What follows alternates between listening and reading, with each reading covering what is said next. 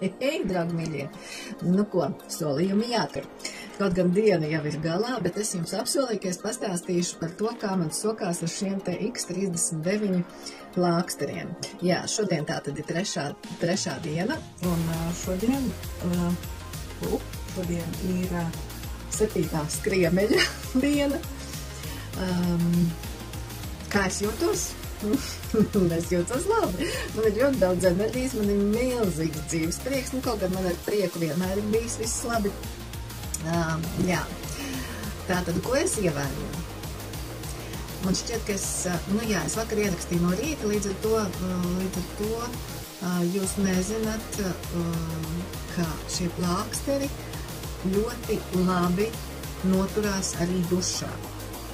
Jā, tad, kad es dienas beigās gāju dušā, vēl nebija pagājuši 12 stundas, jo šie te plāksterīši ir jātur tieši 12 stundas. Var mazliet vairāk, protams, bet, jā, pietiek ar 12 stundām. Lūk, un, jā, atgādinu, ka tie tādi mazi plāksterīši. Lūk, un pilnīgi mierīgi dušā nekas notika, viņi neatlīmējās.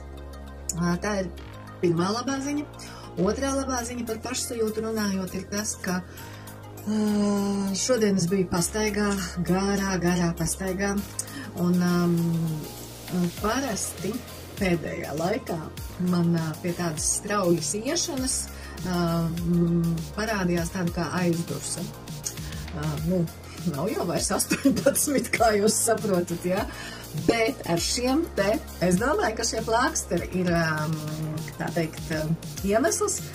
Es varēju ļoti veikli iet līdzi jaunajai foršajai savai ceļabiedrenei, un nekas man nenotika, nekāda aizdusma neparādījās. Pie tam es nobēru uz papēdi. To jūs droši vien neredzēsiet. Var sakot, es nobēru uz papēdi, bet jebkurā gadījumā arī papēdi nekas traks nenotika, jo parasti šīs tūzmas ļoti sāp.